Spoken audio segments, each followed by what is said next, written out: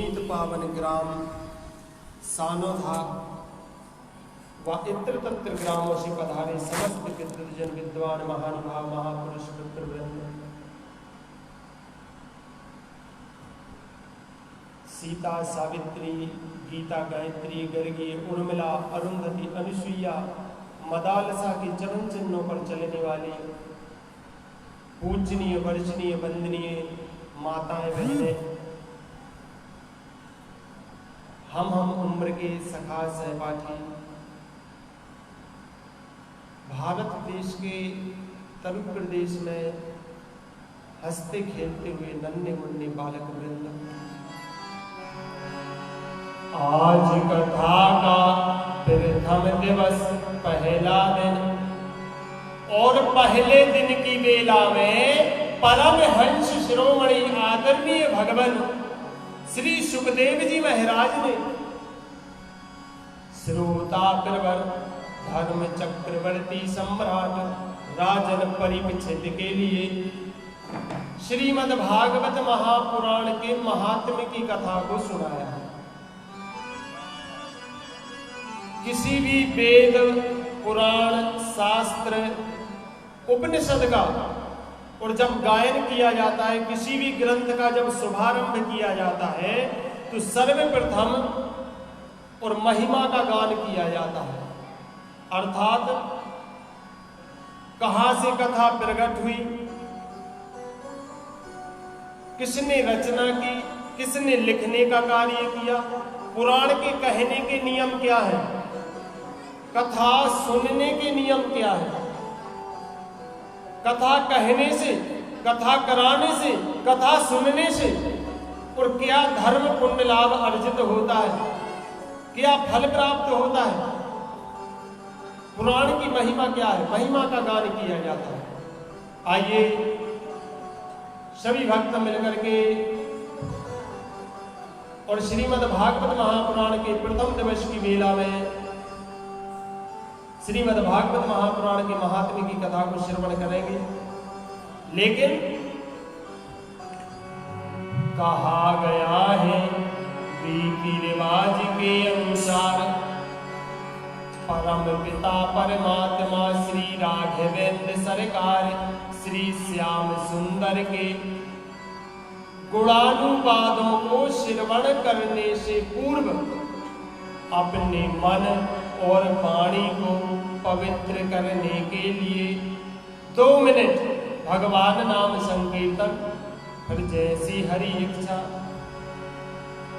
बोले हे गोपाल राधे कृष्ण गोविंद गोविंद, हे गोपाल राधे कृष्ण गोविंद गोविंद, हे गोपाल राधे कृष्ण गोविंद गोविंद, हे गोपाल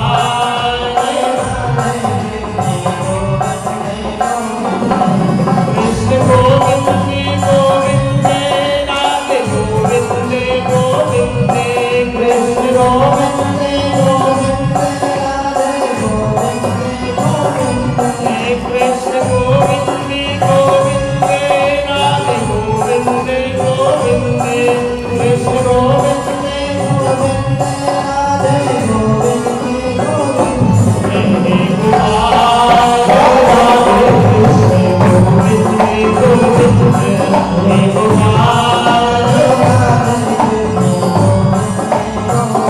ताली से गाते हुए राधे।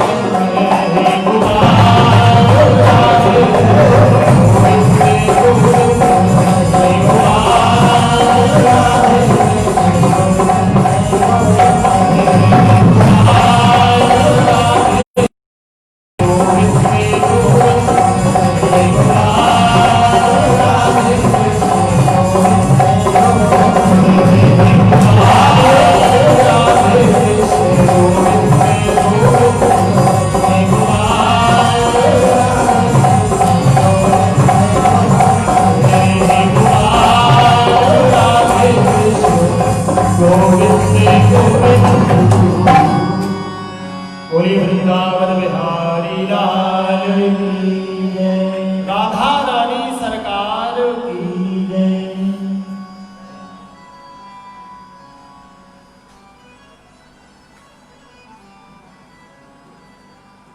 परमहंस शिरोमणि आदरणीय भगवान श्री सुखदेव जी महाराज के चरणों में दंडवत प्रणाम करते हैं, जिन्होंने श्रोता प्रवर धर्म चक्रवर्ती सम्राट राजन परीक्षित के लिए निमित्त बना करके स्वात्म स्वरूप का बोध कराने के लिए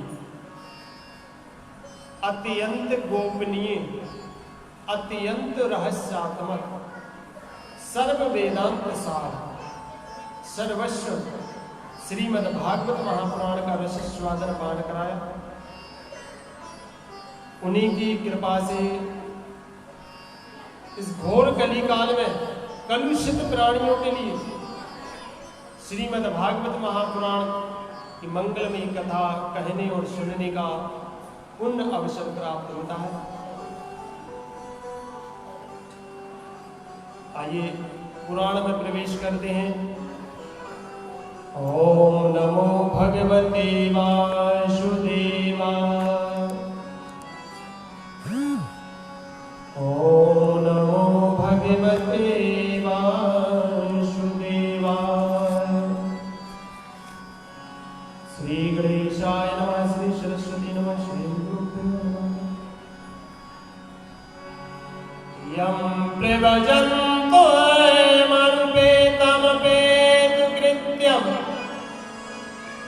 द्वैपाहन ग्रह कातरया जुहावा, पुत्रेति तन्मयतया तरवोभिने दुष्टं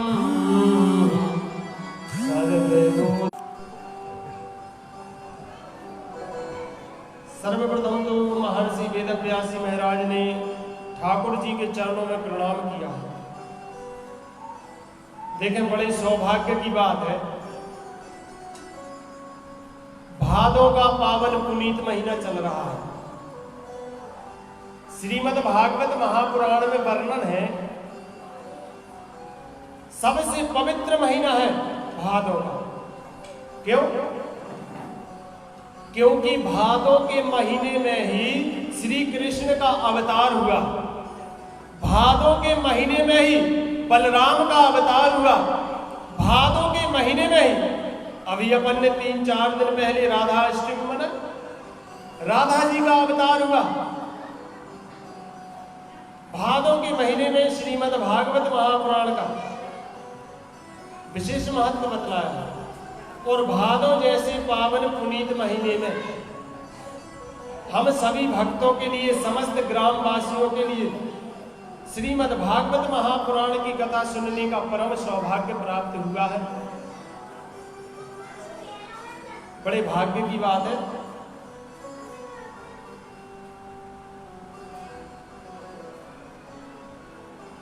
पहला दिन, लेकिन शुभारंभ में महर्षि वेद व्यास जी महाराज ने श्री श्याम सुंदर जी के चरणों में प्रणाम किया है। तो हम सभी भक्त मिलकर के वेद व्यास जी के साथ में और ठाकुर जी के चरणों में प्रणाम करते हैं। सच्चिदानंद रूपाय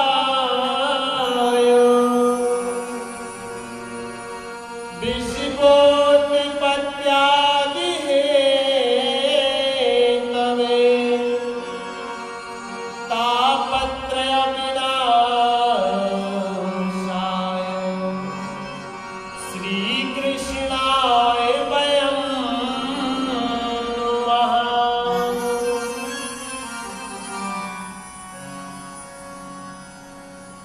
सच्चिदानंद रूपाय, जिस पुराण में जिस देवता की महिमा का गायन किया गया हो, उस देवता की वंदना होती है। रामचरितमानस में राम जी की, शिव पुराण में शिव जी की, देवी भागवत में आदि शक्ति की, विष्णु पुराण में विष्णु जी की, नारद पुराण में नारद की, ब्रह्म वैवर्त पुराण में अलग अलग। लेकिन श्रीमद् भागवत महापुराण में कौन से देवता की स्तुति हो रही है?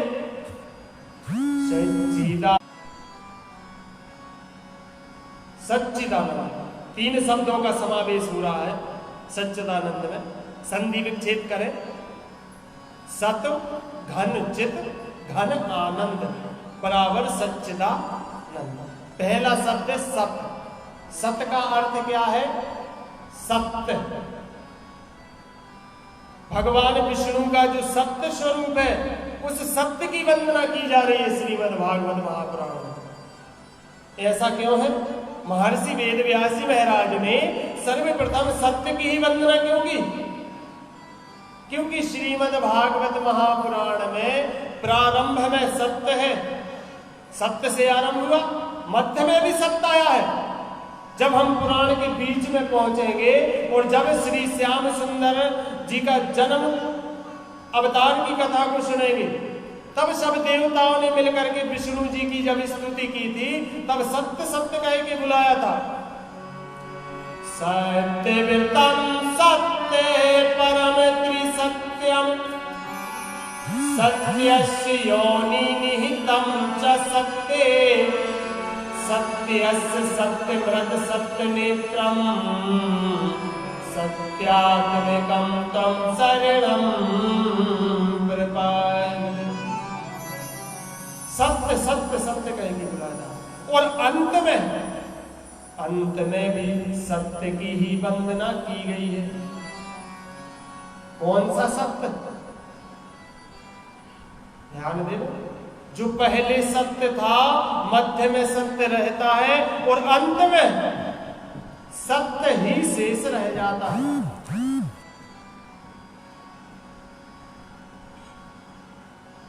सभी वेद पुराण शास्त्रों का मत है सत्यम परमो धर्म। सत्य से बढ़कर के कोई दूसरा धर्म नहीं है, और असत्य से बढ़कर के कोई अधर्म नहीं है, झूठ से बढ़कर कोई पाप नहीं है, और सत्य से बढ़कर के कोई पुण्य नहीं है। श्री रामचरितमानस में बाबा गोस्वामी तुलसीदास जी महाराज ने लिखा है कि धर्म न दूसरे सत्य समान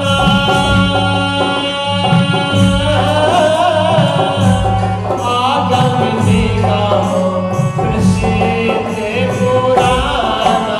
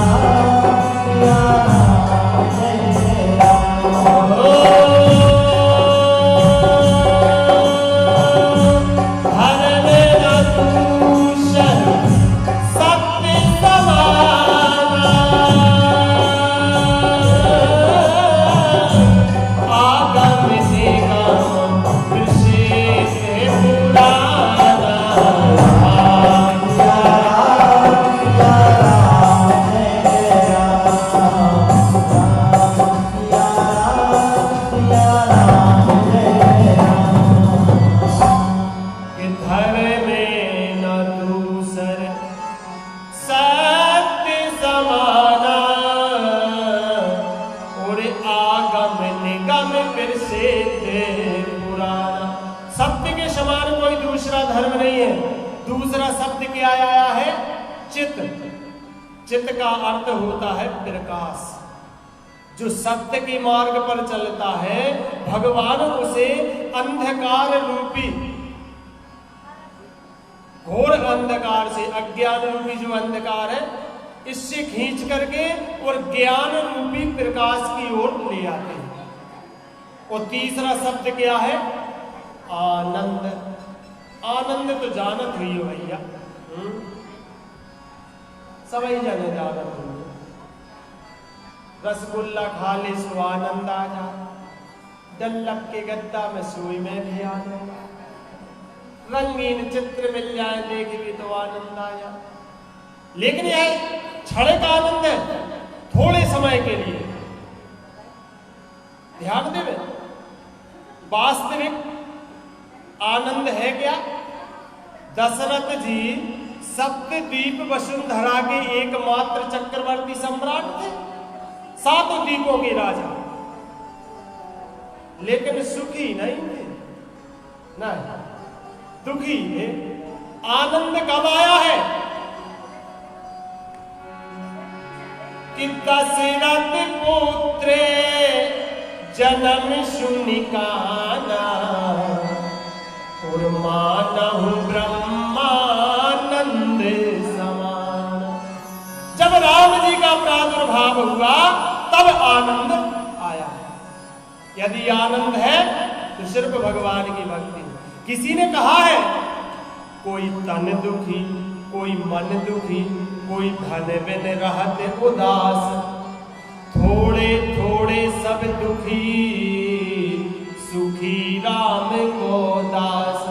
सुखी है तो जिसके जीवन में राम जी का साथ है, जो इनके चरण कमलों से लिपटा हुआ है, उसी के जीवन में आनंद है। सच्चिदानंद रूपाय, ऐसा जिनका स्वरूप है।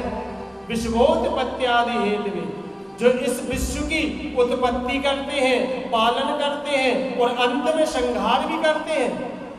सृजन करता, पालन करता और सहरण के जो हेतु हैं, तापत्रय विनाशाय, और जो तीनों प्रकार के तापों को नष्ट करते हैं। 3 प्रकार के कष्ट हैं भैया। कौन कौन से? दैहिक, दैविक, भौतिक। दैहिक ताप क्या है? सिर दर्द होने लगे, हाथ टूट जाए, पैर टूट जाए, दैहिक ताप। शरीर में कष्ट होवे वो दैहिक ताप है। भौतिक ताप क्या है? ओले गिर जाए, भूकंप आ जाए, ज्वालामुखी फट जाए, सूखा पड़ जाए, प्रकृति से जो कष्ट प्राप्त होता है। और दैविक ताप, जो देवताओं से हमारे लिए कष्ट प्राप्त होते हैं। वैसे देवता हमारे लिए कभी कष्ट नहीं देते, ध्यान देना इस बात को। लेकिन जब हम गलती पे गलती, गलती पे गलती, बार बार उनकी गलतियां करते हैं, तब विवश होकर याद का। हाँ? लेकिन ध्यान देना, व्यक्ति सबसे ज्यादा प्रेम करता है अपने संतान से। अपने बेटा के शरीर में, हाथ में एक फोड़ा हो गया फुंसी, उसको दर्द हो रहा, तकलीफ हो रही, तुमने क्या किया? डॉक्टर के पास गए, बोले चीरा लगा दो। डॉक्टर ने एक ब्लेड ली, अपने बेटे के हाथ का फोड़ा कटवा रहा, स्वयं तकलीफ दे रहे अपने बेटा को कि नहीं काटने की। लेकिन क्यों तकलीफ दे रहे? ताकि उसका वह फोड़ा मिट जाए और उसके जीवन में आनंद आ जाए। इसी प्रकार देवता हमारे लिए कष्ट देते हैं सिर्फ इसलिए ताकि हमारे जीवन में और सुख का आनंद, सुख का अनुभव आ सके। तापत्रय विनाशाय, जो तीनों प्रकार के तापों को नष्ट करते हैं। श्री कृष्णाय वयं नमः। ऐसे श्री कृष्ण भगवान के चरणों में हम सब मिलकर के बारंबार प्रणाम करते हैं। बोले वृंदावन बिहारी लाल की जय, राधा रानी सरकार की जय।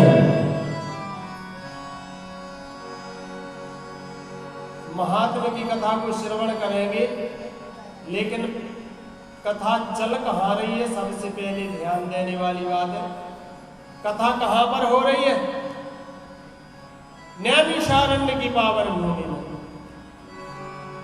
नैमि से सूत माशीन माविभ्याद महात्मनम् कथामृतरसस्वादा कुशिला सौनको ब्रवीत।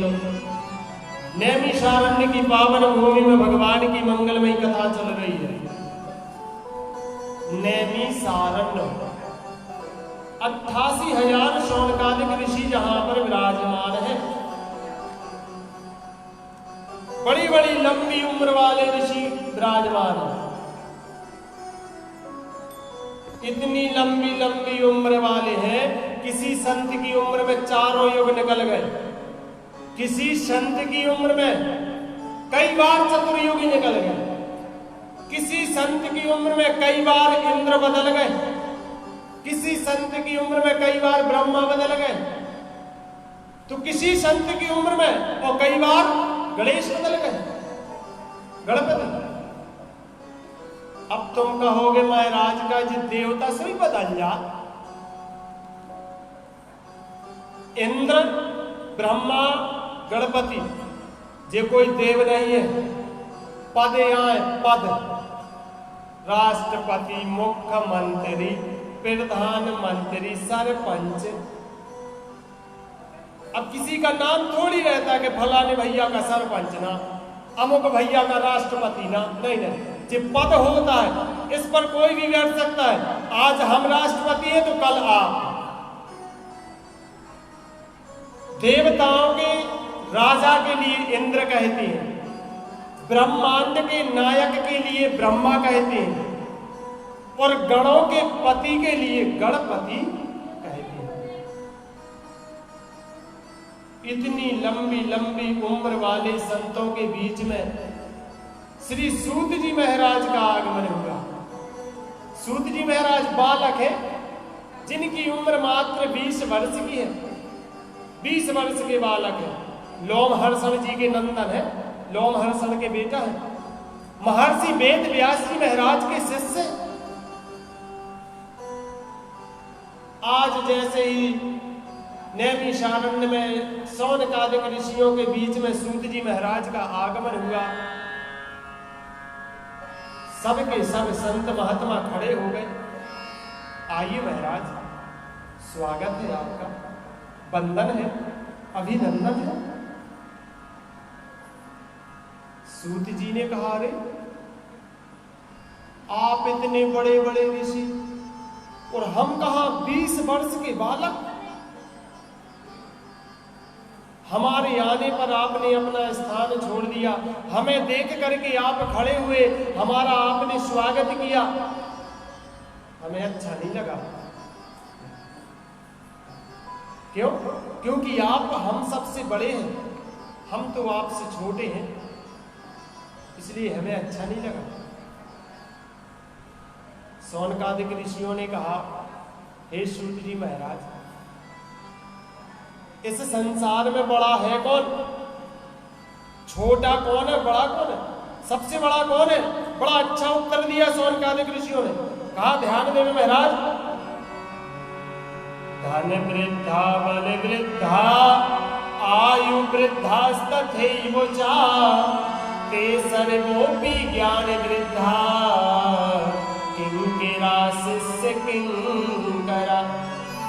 धन वृद्धा, कोई पैसों में बड़ा है, बल वृद्धा, कोई बल में बड़ा है, आयु वृद्धास्तथैव च, कोई उम्र में बड़ा है, लेकिन ते सर्वोपि ज्ञान वृद्धा किंकरा शिष्य किंकरा।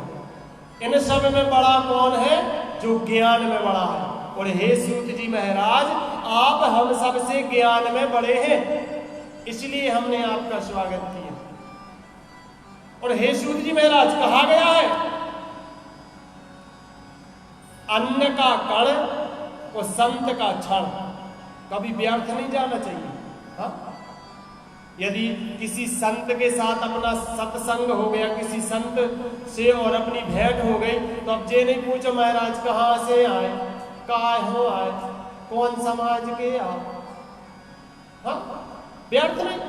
संत का क्षण, अन्न का कण कभी व्यर्थ नहीं जाना चाहिए। अपन भोजन करते हैं, भोजन में अपनी थाली में जो अपन भोजन छोड़ देते हैं, हाथ धुल लिए, अलग कर दिया, यह भोजन इकट्ठा होते होते जितने दिनों बाद इतना भोजन हो जाता है जितने में तुम्हारी तृप्ति होती है। एक बार के आहार का जब भोजन हो जाता है उस दिन तुम बीमार पड़ जाओगे, हाँ उस दिन फिर तुम्हें भोजन नसीब नहीं होगा, भोजन मिलने वाला नहीं है।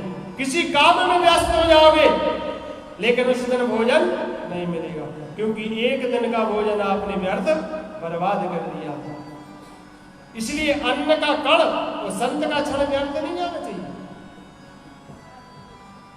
सूत जी महाराज जैसे ही आए हैं तो प्रश्न कर दिया शौनकादिक 88,000 ऋषियों ने कहा है। सूत जी महाराज ध्यान देवे, बड़ा अच्छा प्रश्न किया है। क्यों? क्योंकि कहा गया है कथा अमृत रस स्वादा कुशला सौन को प्रवीण, कुशल श्रोता है सौनक ऋषि, 88,000 ऋषि। कहा हे सूत जी महाराज, अज्ञान ध्वांत विधिवंश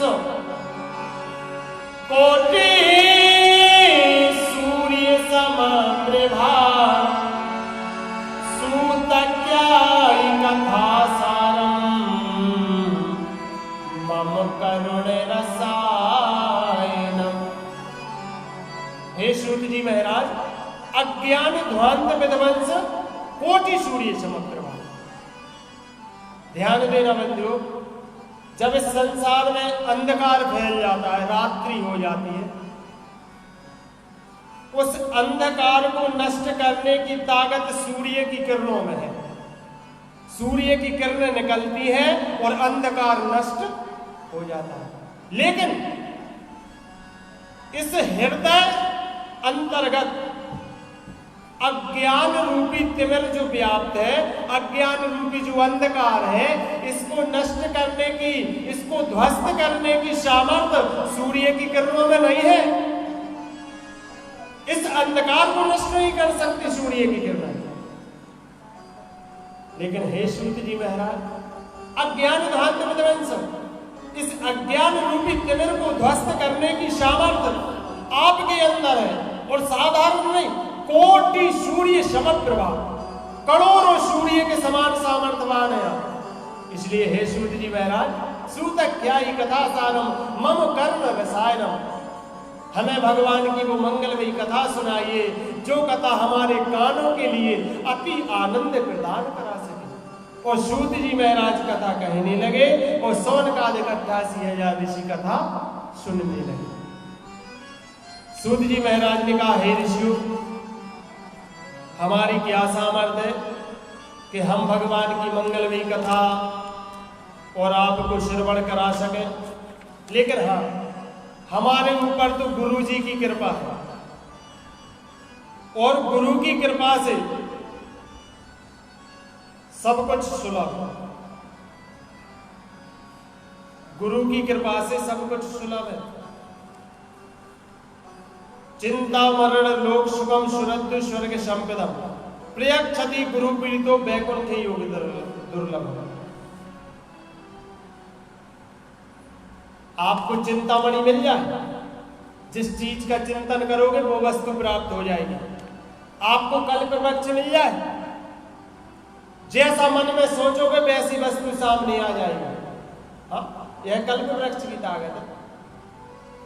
लेकिन कल्प वृक्ष और चिंतामणि में इतनी ताकत नहीं है कि वो भगवान से भेंट करा देंगे। वो सामर्थ्य है प्रियक्षतो गुरु प्रीतो वैकुंठे योग दुर्लभम, तो सिर्फ गुरु कृपा से सुलभ है। यदि आपके ऊपर गुरु की कृपा हो जाए तो सब कुछ सुलभ है। और हमारे ऊपर तो गुरु की कृपा है। हमारी क्या सामर्थ्य कि हम भगवान की कथा को कहें, यह तो गुरु जी की कृपा है। और कहेंगे, हे गुरुदेव, गुरुदेव अपने दास पर इतनी कृपा करो, गुरुदेव अपने दास पर इतनी कृपा करो, गुरुदेव अपने दास पर इतनी कृपा करो, गुरुदेव अपने दास पर इतनी कृपा करो, गुरुदेव अपने दास पर इतनी कृपा करो, गुरुदेव अपने दास पर इतनी कृपा करो, अपनी दया का हाथ, अपनी दया का हाथ शीश में धरो, गुरुदेव अपने दास पर इतनी कृपा करो।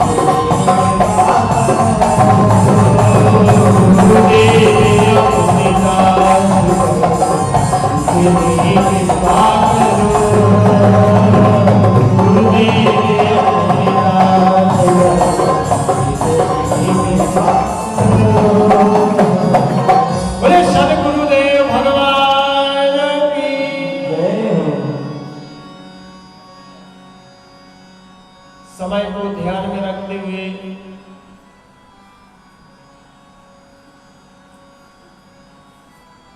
श्रीमद् भागवत महापुराण का प्राकट्य तो भोले बाबा के मुखारविंद से हुआ। जब शिव जी ने पार्वती के लिए कथा सुनाई,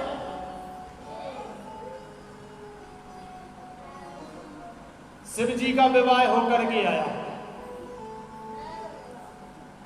ब्रह्मा पार्वती जी के साथ। पार्वती जैसे ही कैलाश पर्वत पे आए, सर्वप्रथम अपने परिवार के बारे में पूछा। बोले स्वामी, सास ससुर ननद देवरानी जेठानी परिवार में कोई? भोले बाबा ने कहा सब अपना ही कहा है, जो कुछ है सास ससुर ननद देवरानी। पार्वती ने कहा चलो ठीक है, अब परिवार तो। फिर पार्वती ने देखा कि कोई एक घर महालकारी कुछ नहीं, बट वृक्ष है, बरिया के पेड़ के नीचे बैठे।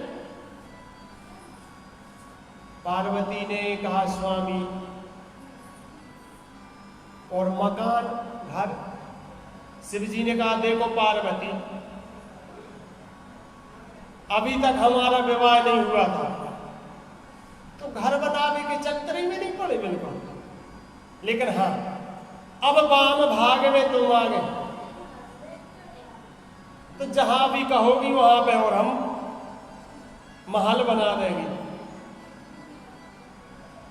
पार्वती ने कहा स्वामी, ना घर ना परिवार, हमारे मन में तो व्यथा उत्पन्न हो रही, और जब जीव के मन में व्यथा उत्पन्न हो तब क्या करना चाहिए? कितना गजब का प्रश्न कहा। पार्वती जी ने कहा हे स्वामी, कि कथा जो सकल लोक हितकारी, सोई पूछने चाहे शैल कुमारी। प्रभु हमें वो कथा सुनाओ जिस संसार का कल्याण कर सके। पार्वती जी ने बड़ा अच्छा प्रश्न पूछा। अपने हित की बात नहीं है, संसार वालों के हित की बात पूछ रही है। क्या पूछा? कि पूछे रघुपति कथा प्रसंगा, सकल लोक जगे पावन गंगा। जो गंगा के समान विद्यमान है इस संसार में। पार्वती का प्रश्न सुन के भोले बाबा का हृदय गदगद गंभीर हो गया, नयन सजल हो गए, रोमावली प्रफुल्लित हो गई। शिव जी ने कहा हे देवी पार्वती, यदि जीव के मन में व्यथा उत्पन्न होती हो तब भगवान की कथा सुननी चाहिए। भगवान की कथा से और जीव के मन की व्यथा नष्ट हो जाती है, दूर हो जाती है। और शिव जी कथा सुनाने लगे और पार्वती कथा सुनने लगी। वाह क्या बात है। पति देव कथा सुना रहे और धर्म पत्नी कथा सुन रहे। जितनी कथा पार्वती ने सुनी वह रामचरितमानस में वर्णित हुई। जितनी कथा में पार्वती को नींद आ गई थी और सुआ के भेष में सुखदेव।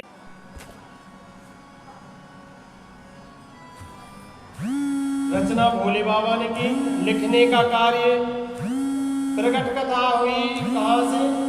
भोले बाबा के मुखारविंद से। रचना किसने की? महर्षि वेद व्यास जी ने। और लिखने का कार्य किसने किया? गणेश जी ने। बोले गजानन महाराज की जय। जैसे एक बात है, गणेश जी का पावन पर्व चल रहा है, घर घर गजब के हैं, लंबी सूंड, बड़ो गजब को पेट। हाँ एक कवि ने कहा है, बोले सूंड लंबी है जिनकी और पेट गोला, ये सूंड लंबी है जिनकी और पेट गोला, ऐसे काय भई गजानन बताओ मोरा, निज काय भई गजानन बताओ मोरा, निज काय भई गजानन बताओ मोरा।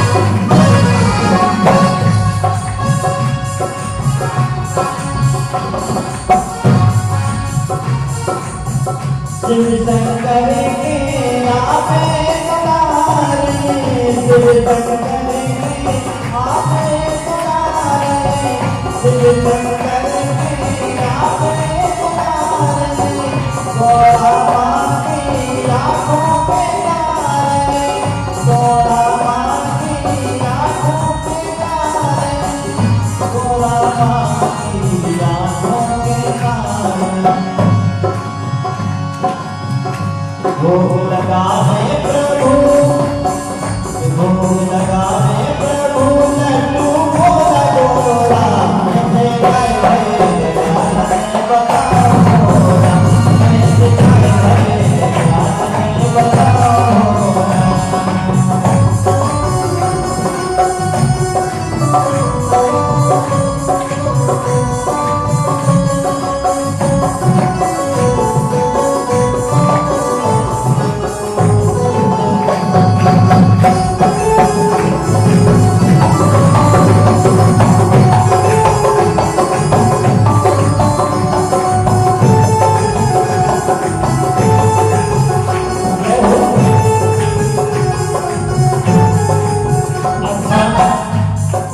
विचार करो गणेश जी की लंबी सूंड, बड़ो भारी भरकम पेट है, बहुत सीधे साधे, हाँ? नन्हे नन्हे से बाल गोपाल भी वो गणेश जी बैठा ले अपने अपने घर में, एक लड़ुआ को भोग लगा दे, गणेश जी बड़े खुश। हाँ, कोई पूजा पाठ की आवश्यकता नहीं। गणेश जी एक ऐसे देवता कहा है कि बाल बच्चे तक जाना कि जी गणेश आए, लेकिन इनको वाहन का है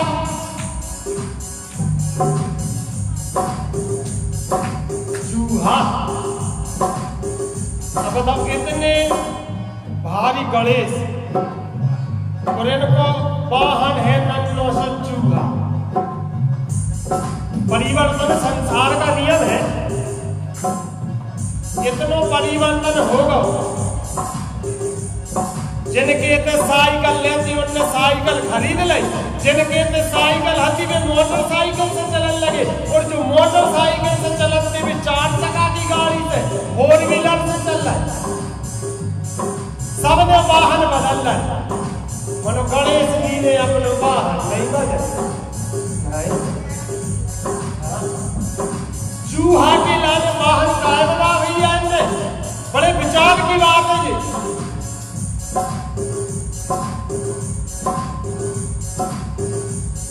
क्योंकि सिद्धि बुद्धि के दाता है गणेश, इसीलिए उन्होंने चूहा के लिए वाहन बनाया। क्यों? क्योंकि चूहा कर्म का प्रतीक है। ध्यान सुनो करो, सुनेगा कान से। चूहा कर्म का प्रतीक है। इतने विद्वान विराजमान है यहाँ पे, सबके घर में सबने चूहा देखा होगा। आज तक किसी ने कभी भी वो चूहा के लिए सोता हुआ नहीं देखा होगा।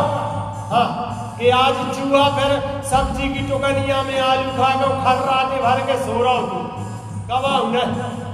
चूहा कैसा मिल है? कछु काम करत मिल है, कुतर कुतर लगा है, इतने से होते होते से इतने तो से काम कर्म का प्रतीक है। गजानन महाराज बतलाना चाह रहे कि कर्म प्रधान है,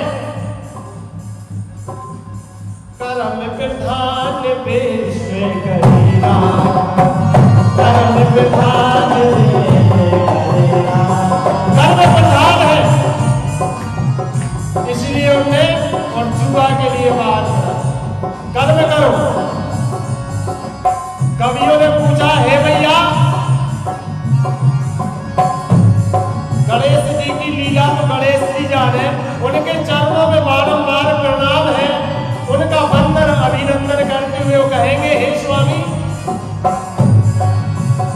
शोर लंबी है जिनकी और तेज बोला, ऐसे क्या बताओ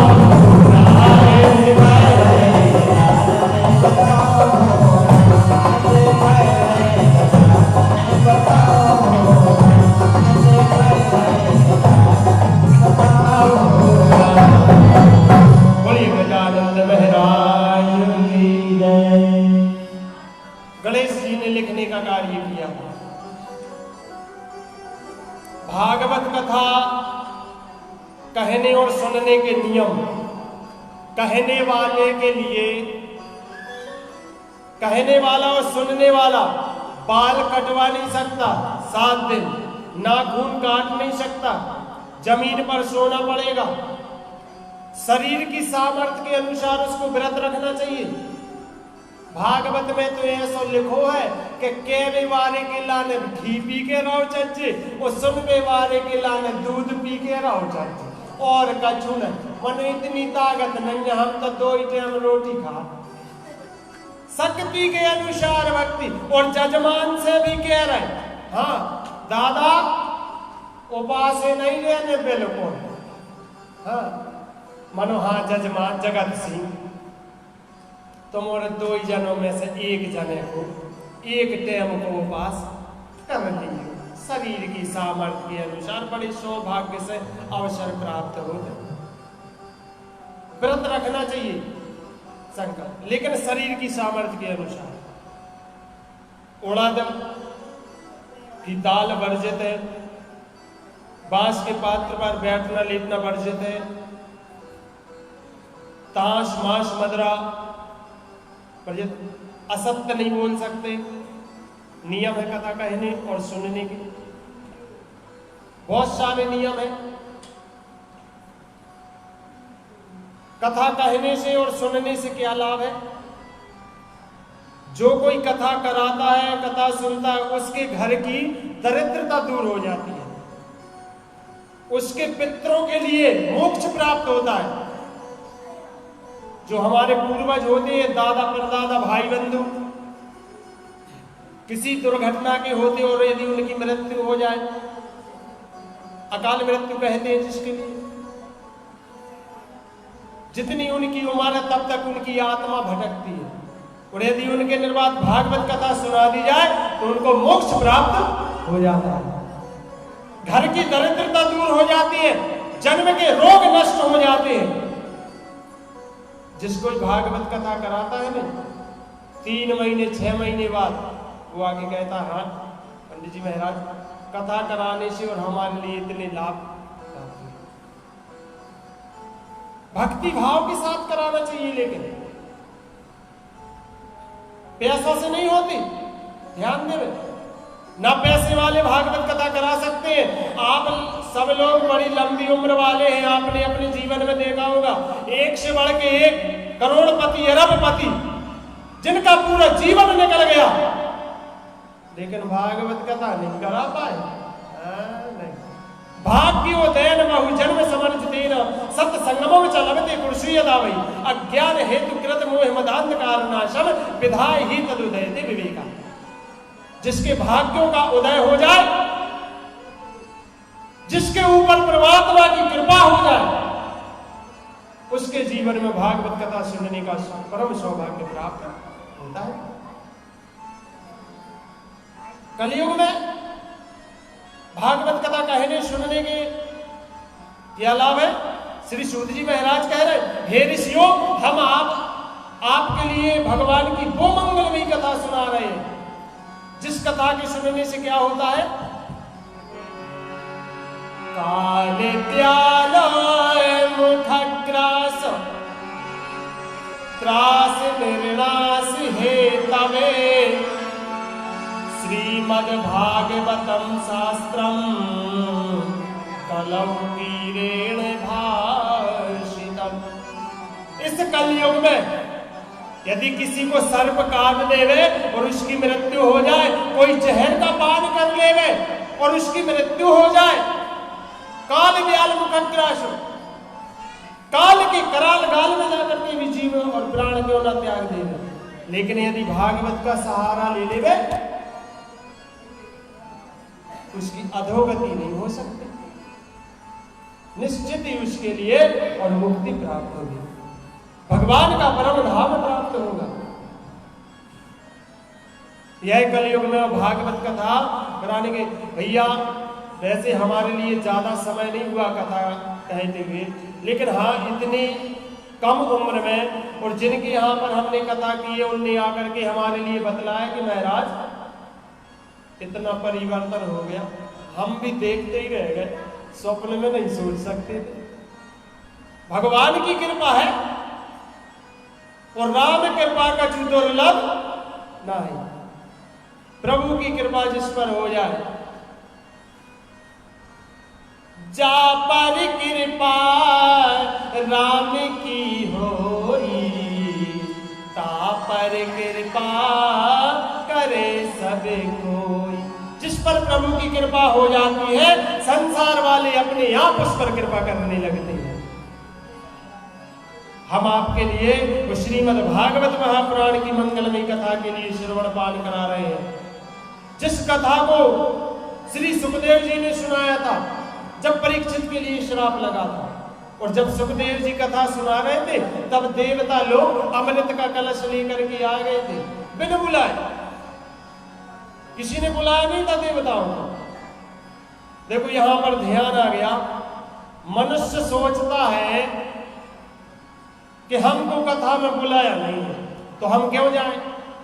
हाँ, कथा तो जगत सिंह करवा रहे, हमारा ने बुलाव नहीं किया तो हम कथा सुनने का ऐसा में भैया बिना बुलाए हम नहीं जाएंगे।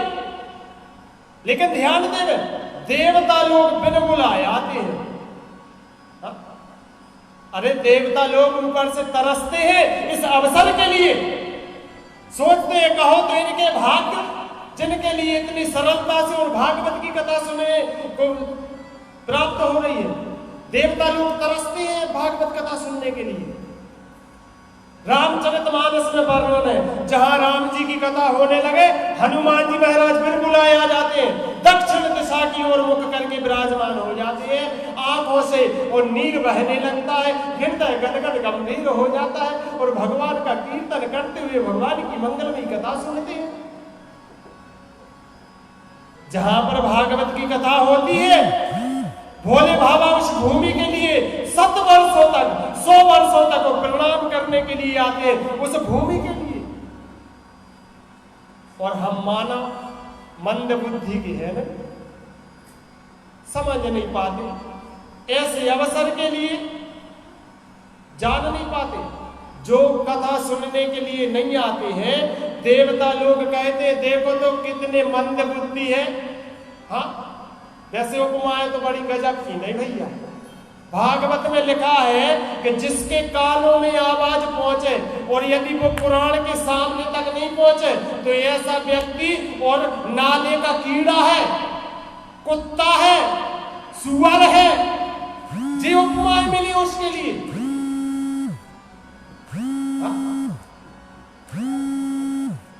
एक संत ने पूछा महाराज गाली क्यों दे रहे? अरे बता इतनी गाली दे रहे? बोले भैया हम नहीं कह रहे, हाँ ध्यान देवे, हम नहीं कह रहे, पुराण कह रहा है। पुराण महर्षि वेद व्यास महाराज स्वयं लिख रहे हैं भागवत महापुराण को नहीं सुन रहे। आज देवता लोग बिन बुलाए आ गए और अमृत का कलश लेकर के आए। वो सुखदेव जी से कहने लगे, बोले हे गुरुदेव महाराज एक काम करो, परीक्षित को भागवत नहीं सुना। हाँ, परीक्षित को श्राप लगा है कि सर्प काटेगा, 7वें दिन इनकी मृत्यु होगी, तो एक काम करो, इनको जी अमृत का कलश पिला दो, अमर हो जाएगी। और बदले में बोले, बदले में हम सबको भागवत सुना दो। सुखदेव जी ने कहा, अरे ठगियो। हाँ, देवताओं से सुखदेव ने कहा, अरे ठगी, कितने स्वार्थी हो तुम, ऐसा व्यापार होता है कहीं? कोई सुधा कोई कथा लोग, कोई काचरी कोई मणिरो महान। ठगी कहा, क्यों? व्यापार करने के लिए आए।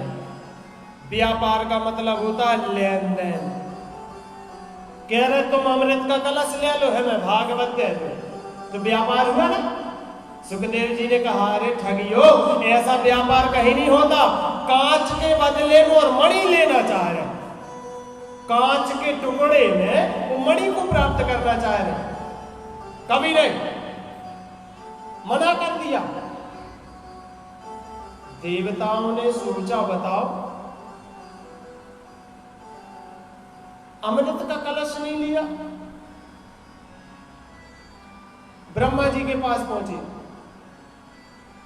बोले क्या भागवत कथा अमृत से बड़ी है? यह कथामृत है, अमृत का नाम है सुधामृत, अमृत का नाम है सुधामृत, और इस कथा का नाम है कथामृत। दो अमृत है, कथामृत सुधामृत। अंतर क्या है? सुधामृत जिसको ये अमृत पी ले, उसके पुण्य क्षीण होते हैं। जिस दिन उसके पुण्य क्षीण हो जाए, स्वर्ग से जमीन पे गिर जाए।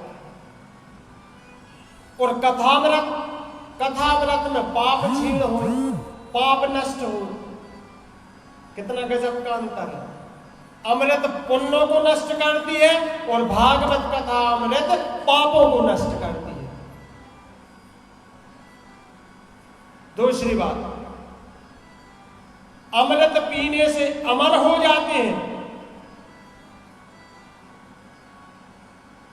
और भागवत कथा रस अमृत पान कर लेने से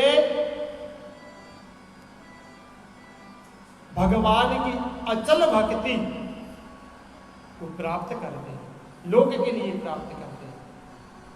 कितना गजब का अंतर है। ब्रह्मा जी ने कहा, देखो अभी पता चल जाएगा, तराजू पे तौलो।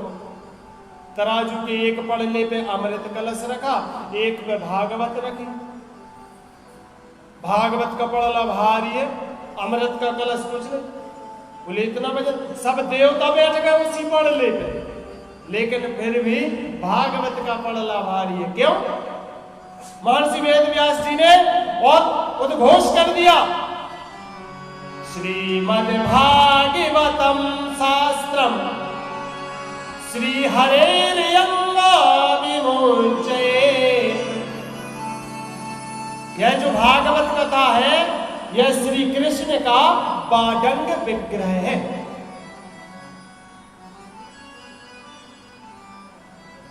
मना कर दिया था भैया, ऐसी कथा है।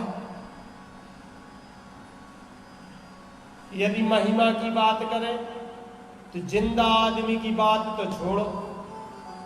जिस व्यक्ति ने अपने जीवन में एक भी पुण्य का काम नहीं किया हो, पाप कर्म करते करते मर गया हो, मरने के बाद भूत बन गया हो, प्रेत, और यदि उस प्रेत को भी भागवत कथा सुना दी जाए तो उसकी मुक्ति हो जाती है। तुम कहोगे महाराज हम कैसे माने? तो एक प्रमाण श्रीमद् भागवत महापुराण में आया है। महात्म्य की कथा में एक कथा आई है, बस इसी कथा को सुना करके और हम अपनी वाणी को विराम देंगे, ज्यादा समय नहीं लेंगे। लेकिन पहले दिन का और यह नियम है, जो कथा हम सुनाने जा रहे हैं इस कथा को होना ही चाहिए। इसलिए आइए और गोकर्ण उपाख्यान की कथा में प्रवेश करें। सूत जी महाराज ने कहा, हे ऋषियों, तुंगभद्रा तटे पूर्वम एक तुंगभद्रा नाम की नदी है, उस नदी के किनारे एक पंडित जी रहते हैं। पंडित जी का नाम क्या है? आत्मदेव महाराज। आत्मदेव महाराज और उस नदी के किनारे वास करते थे। बड़े सरल है पंडित जी, वेद पाठी हैं, वेद शास्त्रों का ज्ञान है उनके लिए। सब लोगों से बड़ी सज्जनता से बात करें, भैया राधेश्याम, भैया सीताराम, श्रो, बड़ी सज्जनता से। कोई लोभ नहीं है, कोई मोह नहीं है, बड़े सरल। इन पंडित जी का परिवार देखें, इनके घर में जो पंडितायन है उनका नाम है धुंधली देवी। पंडित जी का नाम आत्मदेव और पंडितायन का नाम है धुंधली देवी। पंडित जी तो वेद पाठी है, 4 बजे उठ के पूजा पाठ करें, लेकिन पंडितायन यथा नाम तथा गुण, जैसा नाम है वैसे ही गुण है। बिल्कुल पंडित जी के विपरीत है, उल्टी। पंडित जी महाराज 4 बजे सो गए, उठत पंडितायन 8 बजे। पंडित जी सबसे हाथ जोड़ के बात करें, और पंडितायन तो जब तक मोहल्ला में 4-6 लोगों से झगड़ा में हो जाए, जो लोग लाठी चार्ज न हो जाए, चाय तक की न हो, बिल्कुल विपरीत। लेकिन फिर भी पंडित जी बड़ी प्रसन्न, कोई बात नहीं। एक बड़ी विडंबना है इनके घर में, सब कुछ है लेकिन बेटा नहीं है।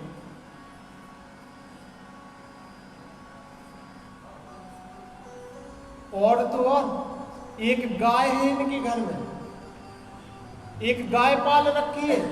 3-4-6 बरस बीत गए, लेकिन गाय के यहाँ भी कोई बछड़ा बछड़ी का जन्म नहीं हो रहा। यहाँ तक कि घर के आंगन में और तुलसी का वृक्ष है, कितना भी जल क्यों न सींचा जाए लेकिन वह सूख जाता है। तुलसी का वृक्ष भी हरा भरा नहीं है। एक दिन की बात है, एक नृत्य करने वाली वेश्या, नाचने वाली, और पंडित जी के घर पर आई। उसने कहा, पंडितायन हमें प्यास लगी है और थोड़े जल पिलवा दो। धुंधली देवी गई और जल का लोटा लेकर के आई और पानी दे दिया। उसने कहा, अरे बहन तुम स्वयं पानी लेकर के आई, अरे किसी बेटे को भेज दिया होता पानी लेके। धुंधली ने कहा, बोले अरे बहन का बता, संतान नहीं यहाँ, बेटा बेटी कुछ नहीं। उस वैश्या ने कहा, अच्छा तुमने संतान हो? बोले संतान नहीं है। बोले नहीं। उस वैश्या ने कहा, तो लो, ऐसे घर का पानी नहीं पी सकते। जिस घर में कोई संतान नहीं है, ऐसे घर का पानी नहीं पीते हम। और वैश्या चली गई। पंडित जी सुन रहे थे। पंडित जी ने सोचा, बताओ धिक्कार है हमारे जीवन को। अरे संसार वाले हमारा मान सम्मान करते हैं, इज्जत करते हैं, और बताओ एक नाचने वाली कह रही कि हम तुम्हारे घर का पानी नहीं पी सकते। क्यों? क्योंकि हमारे यहां बेटा नहीं। कितने देरी हो जाते। अच्छा, ओहो,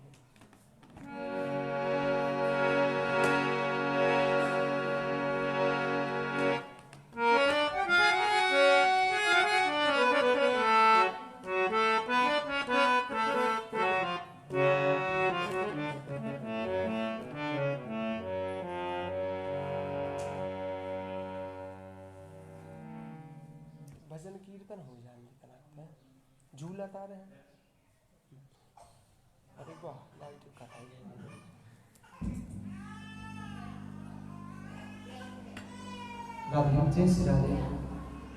पंडित जी महाराज ने सोचा कि बताओ एक बेटा के कारण और एक वेश्या हमारे घर का जल ग्रहण नहीं कर रही, अरे मर जाना चाहिए यदि संतान नहीं हो। वो पंडित जी महाराज आत्महत्या करने चले। ध्यान देना बंधु, कभी कभी बुद्धिमान व्यक्ति की भी बुद्धि खराब हो जाती है। कभी आत्महत्या नहीं करनी चाहिए। आत्मघाती सो महापापी, सबसे बड़ा पापी है जो आत्महत्या करे। हाँ, मरना क्या, यदि घर वालों से बिगड़ गई तो घर छोड़ दो, गांव वालों से बिगड़ गई तो गांव छोड़ दो। इतना बड़ा संसार है, लेकिन प्राण मत त्यागो। दुर्लभो मानुषो देहु देहु नाम क्षण भंगुरा। यह मनुष्य की देह अत्यंत दुर्लभ है। बड़े भाग्य मानुष तन पावा, बड़े भाग्य से प्राप्त होती है। आज पंडित जी महाराज मरने के लिए चले, लेकिन भैया ध्यान देना, जब कोई अच्छा व्यक्ति मरने जाता है तो कोई अच्छा व्यक्ति बचाने के लिए आ जाता है। जैसे ही पंडित जी महाराज मरने गए तो एक संत जी आ गए वहां पे जंगल में। संत ने देखा कि पंडित जी तो प्राण त्याग रहे। संत ने कहा, ब्राह्मण देवता रुक जाओ, क्यों मरना चाह रहे हो? पंडित जी ने कहा, हमारे यहाँ बेटा नहीं है इसलिए हम मरना चाह रहे हैं। संत ने कहा, अच्छा बेटे के लिए मर रहे? बोले हाँ। क्यों? पंडित जी ने कहा, देखो यदि बेटा नहीं होगा तो अग्नि संस्कार कौन करेगा, तर्पण तिलांजलि कौन करेगा, पिंडदान कौन करेगा, मुक्ति कैसे होगी? संत ने कहा, हे ब्राह्मण देवता, एक बात बताओ, किसके बेटा ने किसके लिए मुक्ति प्रदान करा दी? उस मीरा के यहाँ पे कौन सा बेटा था? उस शिवरी के यहाँ पे कौन सा बेटा था? उस प्रहलाद के यहाँ कौन सा बेटा था? उस ध्रुव के यहाँ पर कौन सा बेटा था जिसने मोक्ष प्रदान करा दिया? अरे बेटे, बेटे के लिए मर रहे। अरे कल के दिन बेटे के कर्म ऐसे हो जाएंगे, शायद बेटे के कर्म देख के मरना पड़े। बेटे के लिए प्राण त्याग रहे। हे महाराज, इस संसार में जीव का सबसे बड़ा दुश्मन है उसका बेटा। ध्यान देना बंदियों, सबसे बड़ा शत्रु है बेटा। नीति शास्त्र में एक श्लोक है, क्यों? जन्मत ही नारी हरि, बड़े भय पे भौन, और वृद्ध भय सब कछुत जो, या सुतते बेरी कौन। जन्मत ही नारी हरि, जब अपनो विवाह होते अपनी पत्नी पे अपनो पूरो अधिकार। अपन कहीं से भी काम करके आवे, अपनी पत्नी आ जा, ले स्वामी जल पियो, बैठ जा, गर्मी तो नहीं लगे, हवा कर दे सब। और जैसा ही बेटा को जन्म हो जाए है, जन्मत ही नारी हरि, जैसा ही संतान जन्म लेते वो सबसे पहले अपनी नारी पे अधिकार करा। हाँ, बेटा भाव और अपनी पत्नी पे अधिकार कर। अब अपन जैसे काम करके आए और अपनी पत्नी से पहले तो बिना मांगे पानी आ जाती, अब अपन मांगे भी, जैसे अपन कह के भगवान पानी पिलवा दे, तो कहो पत्नी कहने लगे अब तुम खुद भर के पी ले, दिखा नहीं रहा हो, मोड़ा हो लाए। जहां बिना मांगे पानी मिला तो मांगे मांगे नहीं मिलता। कारण बेटा, संतान हो गई नहीं, उसको गोद में ली। जन्मत ही नारी हरि, बड़े भय पे भौन, और वृद्ध भय सब कछुहरो, या सुतते बेरी कौन। 18 साल की उम्र भई लड़का की, नागरिकता प्राप्त हो गई। पिताजी की चल अचल संपत्ति का अधिकारी उसका बेटा होता है। अब बेटा जुआ खेल रहा, दारू पी रहा, पिताजी तो सोच रहे कि हम इसके लाने एक फूटी कौड़ी नहीं देंगे, लेकिन क्या करें, अधिकारी है संपत्ति का। और जब बुढ़ापा आ जाता भैया, पिताजी के लाने अलग कर दे, अपन अलग रहने लगे। बहुत खासत है। बाल बच्चों डिस्टर्ब होता है, अलग डेरा दे दे। वे तो बड़े भागवान है, बड़े भागवान है वो, जिनके बेटा और वृद्ध अवस्था में उनकी सेवा करना। सुत को बेटे के लिए प्राण त्याग रहे। पंडित जी ने कहा, संत जी से बोले, सुनो भगवान, प्रवचन नहीं दो, हम सोई महाराज आए, दिन भर प्रवचन नहीं सुना, तुम तो जा बता बेटा दे रहेगा, नहीं तर मन है बस। अब संत जी ने सोचा, यदि ये हमारी आंखों के सामने मर जाएगा तो इसका 10वें अंश का पाप हमें मिलेगा। इसलिए क्या करें, संत जी ने अपनी झोली में से एक फल निकाला और आत्मदेव महाराज को दे दिया। बोले जाओ इस फल को अपनी पत्नी को खिला देना, बेटा हो जाएगा। पंडित जी ने फल लिया, घर पे आए, अपनी पत्नी को दे दिया, धुंधली देवी को, बोले इस फल को खा लो, बेटा हो जाएगा। अब धुंधली देवी ने विचार किया, बताओ का पता महाराज कौन बाबा बैरागी के चक्कर में पड़ गए, ऐसे फल खाने से बेटा या हो। धुंधली को विश्वास नहीं है, का पता ये फल में वो बाबा ने कछु जादू ने कर दा हो कि हम जैसे फल खा में वो बाबा के पीछे ने लग जाए। कई प्रकार के विचार करें, फिर एक मन में विचार एक और आ रहा, जैसे वास्तव में फल सही है और जब हम फल खाएंगे और जब हम गर्भवती होंगे, हमारे पेट में और बालक आ जाएगा, तब हम खट्टी चटपटी वस्तु नहीं खा पाएंगे, चल नहीं पाएंगे। जैसे गांव में आग लग जाए तो सब दौड़ के भाग जाए, हम भागने में। ऐसे विचार कर रहे, कई प्रकार के विचार उसके मन में आ रहे। उसी समय धुंधली देवी की बहन आ गई। उसने कहा बहन क्या बात है? बोले देखो तुझे महाराज कौन बाबा के चक्कर में पड़ गए, जो फल लेके आ गए, कह रहे फल खा ले बेटा हो जाए। उसकी बहन ने कहा सुनो तुम चक्कर में नहीं पड़ो, एक काम करो, हमने अभी अभी गर्भ धारण किया है, 9वें महीने में हमारे यहाँ जो बेटा होगा, हम तुम्हें रातों रात अपना बेटा दे देंगे और उस बेटे के बदले में तुम हमें धन दे देंगे।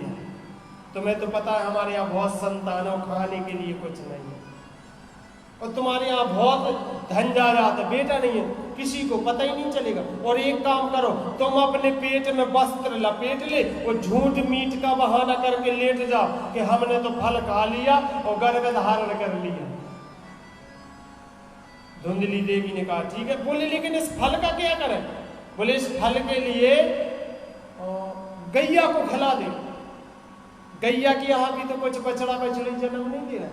यदि संत और सही होंगे तो गैया के यहाँ भी वो बछड़ा का बछड़ी का जन्म हो जाएगा, अंदाज हो जाएगा अपन को। अंदाज लेने के लिए वो फल था जो गाय को खिला दिया, स्वयं बहाना बना के लेट गई। पंडित जी महाराज तो सीधे साधे, क्या पता बुद्ध प्रसन्न है। 9वां महीना जब आया, उसकी बहन के यहाँ पे बेटा हुआ, रातों रात अपना बेटा धुंधली देवी को दे गई। महाराज बड़े प्रसन्न, हमारे यहाँ बेटा हुआ। लेकिन देखे भगवान की गति तो देखो, संत का दिया हुआ फल जिसके लिए गाय को खिला दिया गया था, 9वें महीने में गाय के यहाँ भी एक बेटे ही का जन्म हुआ। बड़ा चमत्कार हो गया। उसका सारा शरीर मनुष्य के ही जैसा है, लेकिन उसके कान गैया के जैसे। कि मानुष जैसी देह है, गैया जैसे कान, और दुनिया अचरज कर रही, हरि माया बलवान।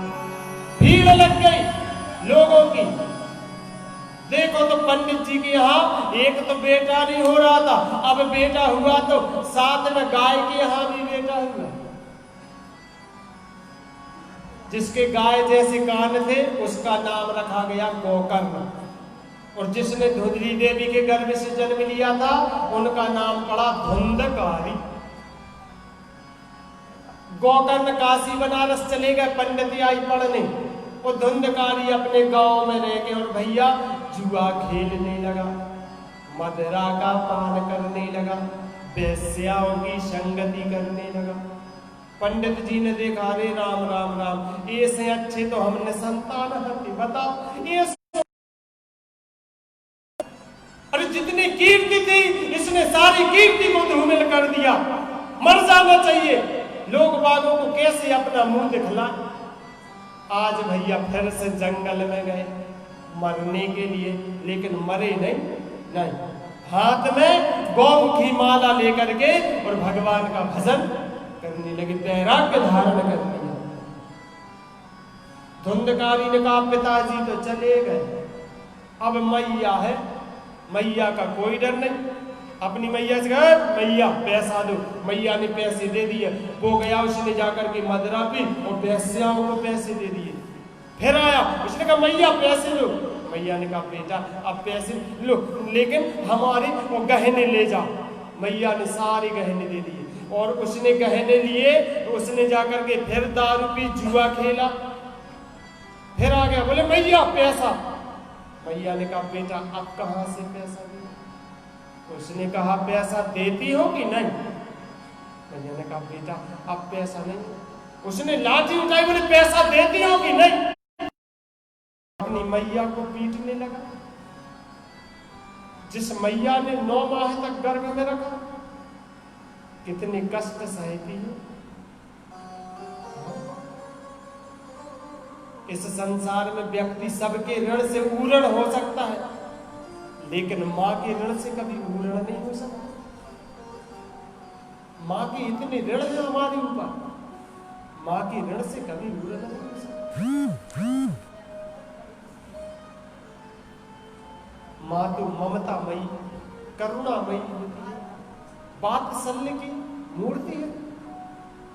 मां की कीमत, मां की ममता का बखान एक बेटा करता है, नन्हा सा बेटा है। वो कहता है कि है कौन मां? मां कौन है बतलाता है। बोल मां बच्चों की जा होती है, मां बच्चों की जा होती है। वो होते हैं किस्मत वाले जिनकी मां होती है। कितने कष्ट सहती है मैया। बेटा कहता मैया तुमने हमारे लिए स्वयं भूखी नहीं, अपने मुंह का निवाला तुमने हमें खिलाया। स्वयं गीले में सोती नहीं, हमें सूखे में सुलाया। दुखने लागी है मां तेरी अखियां, दुखने लागी है मां तेरी अखियां, दुखने लागी है मां तेरी अखियां, दुखने लागी है मां तेरी अखियां। मेरे लिए जागी है तू सारी सारी बतिया, मेरी निंदिया पे अपनी निंदिया भी तूने मारी है। ओ माँ,